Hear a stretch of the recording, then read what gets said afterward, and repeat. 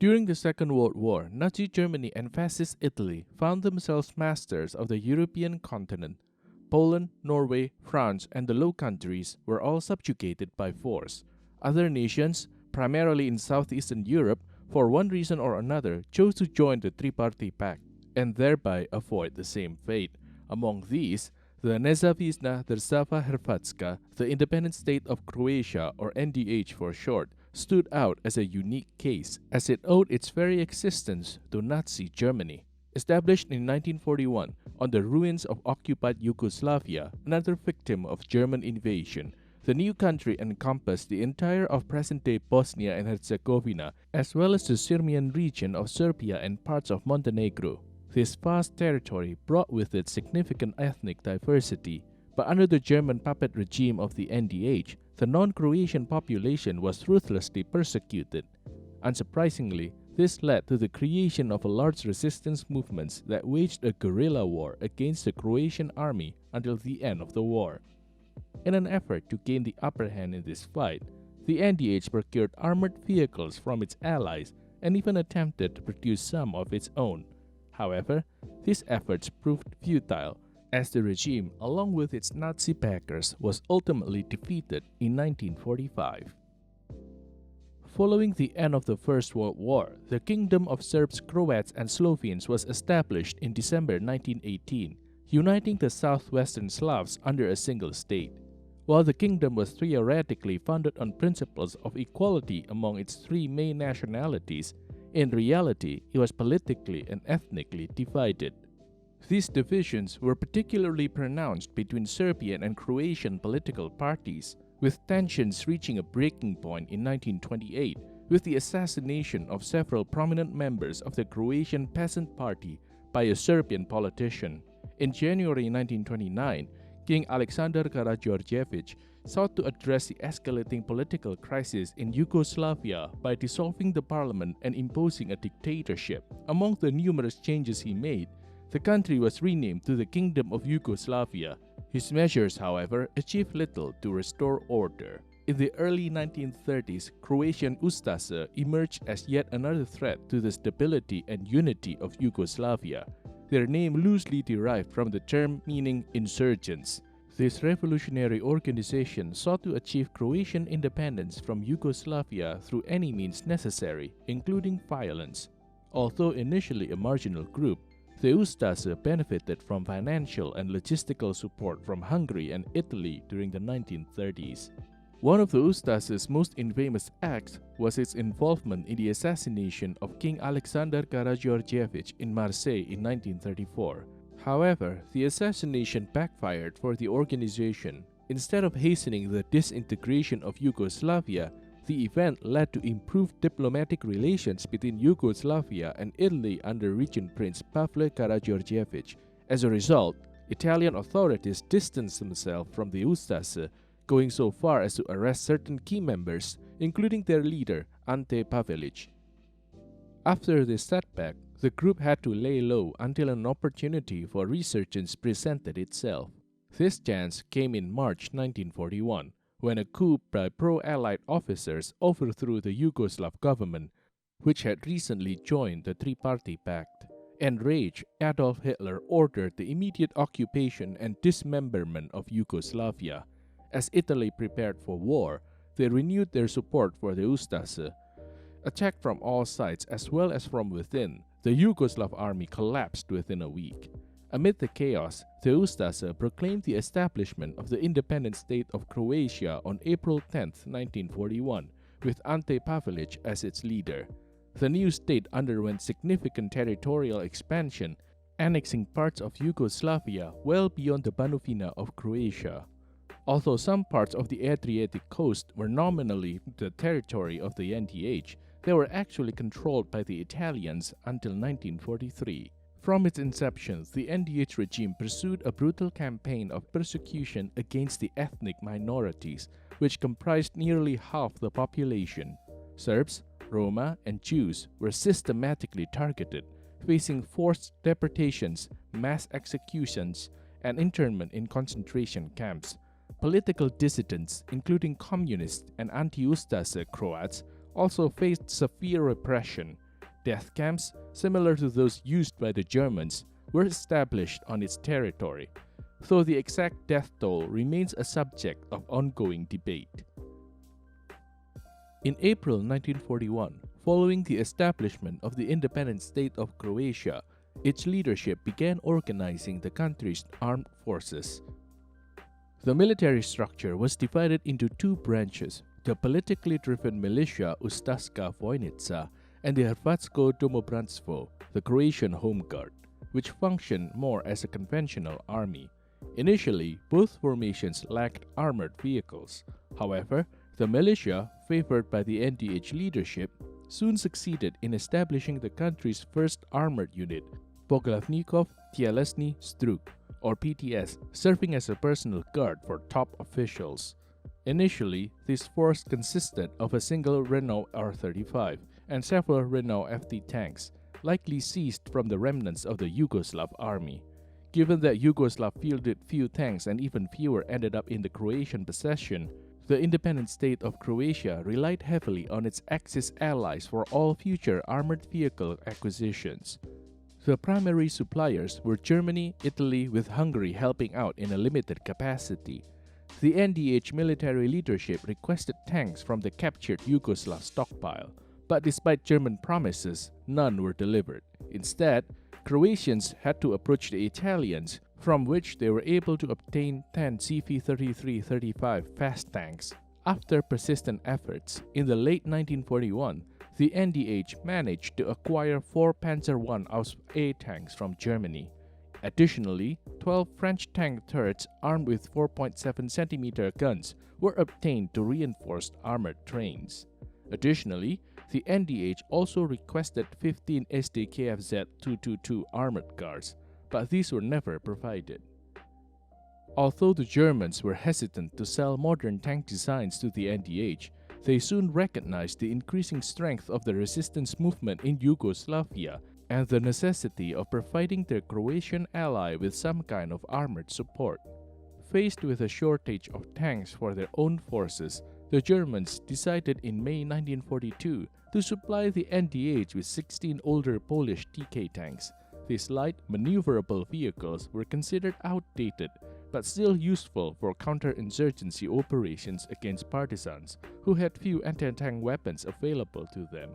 Along with these, 4 additional TKs without upper superstructures were also supplied, likely as training vehicles. In the late 1942, the NDH army negotiated the purchase of arms from Hungary. As a result, they acquired between 10 and 15 35M fast tanks in October 1942.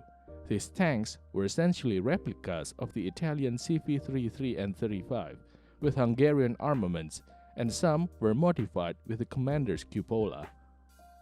The next influx of armor would only come after the Italian capitulation in September 1943, with the NDH ground forces actively engaged in disarming several formerly Allied units stationed within their territory. As before, the Germans quickly seized most of the valuable equipment, leaving the NDH with only a limited collection of vehicles. This modest haul consisted primarily of AB-41 armored cars, Fiat armored trucks, and few L-640 light tanks.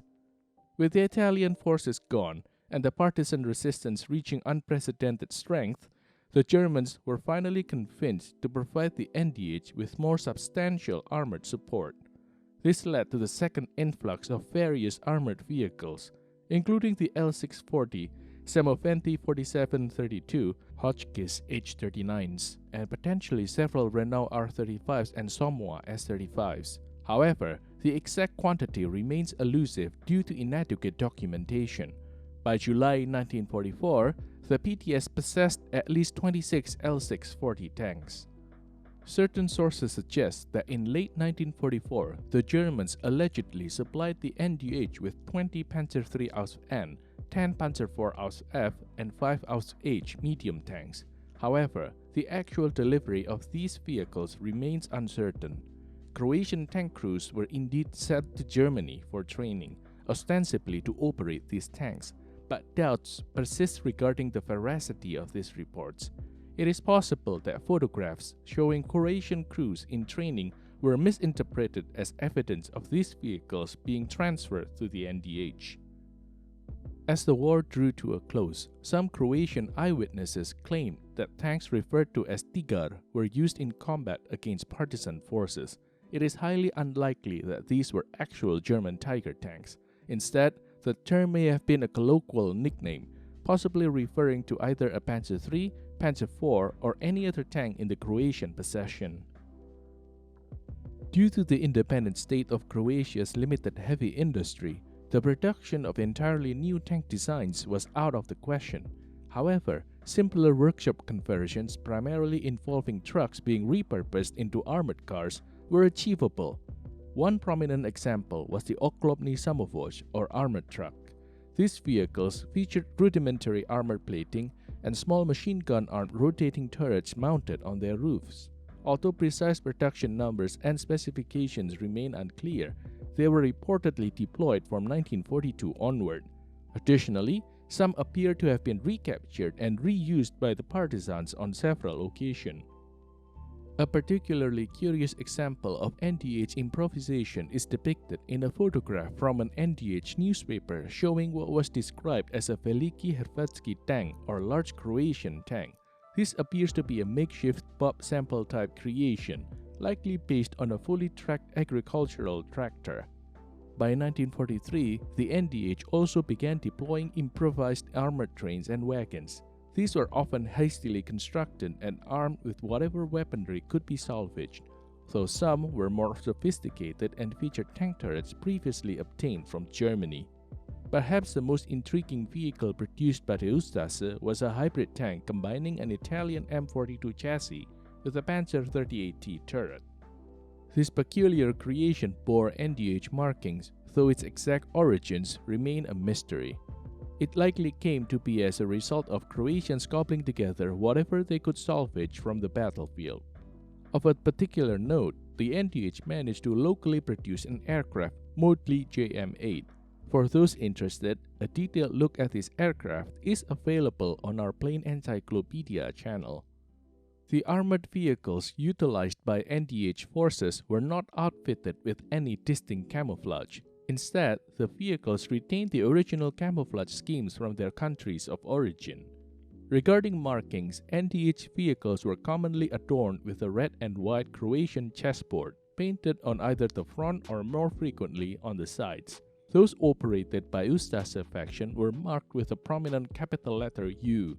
While this letter was commonly rendered in plain white, occasionally it was embellished with a more intricate background design.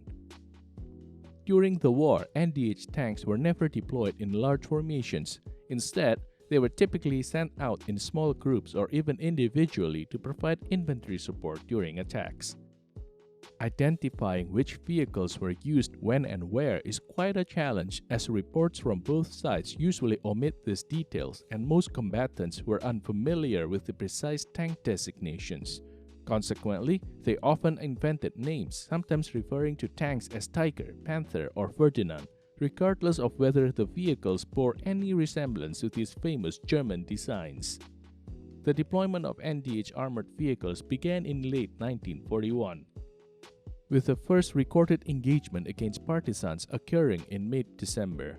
Despite the NDH's efforts, the partisans overcame their forces and captured one of the tanks. However, the partisans failed to put it to use themselves, and eventually sabotaged and abandoned it, allowing NDH troops to retrieve the damaged vehicle.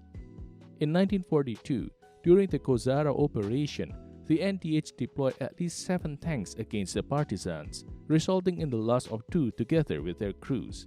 Concurrently, improvised armored vehicles first started being employed. Towards the end of 1942, a platoon equipped with TK tanks launched an assault on a partisan position near the village of Vocin. The attack was a failure, and the partisans counterattacked, seizing 1 tank in the process.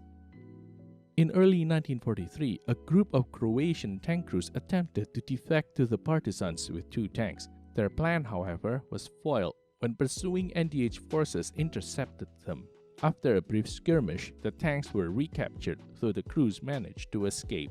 This was far from an isolated incident, as with the tide of the war turning against the Axis powers, a growing number of Croatian soldiers from various military branches began deserting to the partisans.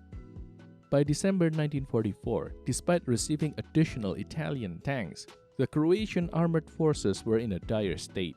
Meanwhile, partisans, now rearmed by the Allies and the Soviet Union, continued to inflict an ever-increasing toll on them. Of the intended combat strength of approximately 224 tanks, the reality was far more sobering. The PTS had only 35 tanks, the Ustase forces operated 26, and the Home Guard fielded around 24. Throughout early 1945, the NDH armored strength was further reduced to about 70 tanks and armored cars. One of the rare tank-on-tank engagements occurred on April 18, 1945, when 3 Croatian L3s and 1 Hotchkiss H-39 halted a partisan advance supported by T-3485 tanks. Though no tanks were reported lost on either side, the partisan advance was delayed until the following day. By May 1945, the inevitable defeat was apparent. Ustase forces, alongside other Croatian and Axis units, embarked on a desperate retreat towards Austria, hoping to surrender to the Western Allies.